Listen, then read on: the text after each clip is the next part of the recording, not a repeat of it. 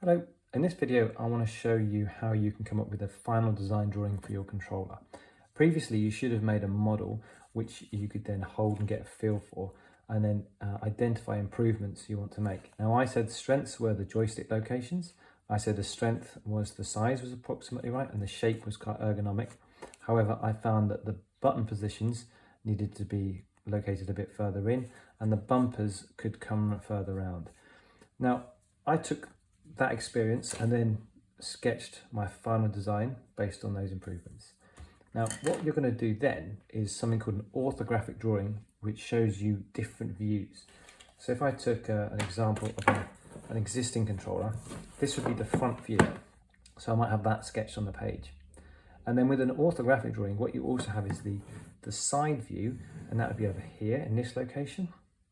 And then the top view, if I rotated it up, you'd see something like that, and that would be sketched above it. So to do that, your orthographic drawing, a good thing to do is take a ruler, and then at the bottom of your controller, once you've done your front view, you can just protrude this out like that, and you can get the top and protrude that out. So you've got top and bottom lines. I could also go from the side and project up. Same here as well. And it's within these areas that you're going to draw your different views. So if I was drawing the side view, I want to consider how my hands would hold the product. I might add a bit of a sort of design there to show how this button might stick. But then the controller itself might actually be curved, something like this. It might curve away, touches the line there, and then it might curve up and then back out. So that might be how the side of my controller might look. As you can see, it looks somewhat like this existing design. You might also show something like a trigger position. So there's the side view. Once you've done that, you also need to do faint projection lines. So it's lined up with the joystick here, same here. And then you could show how the joystick would actually stand forwards on this side view.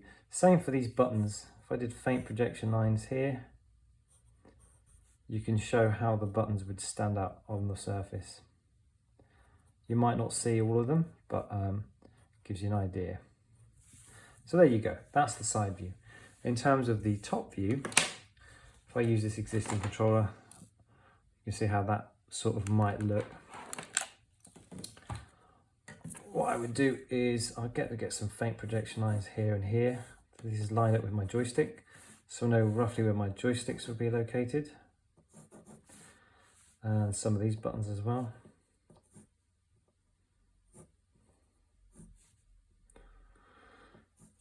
And then some of these buttons here.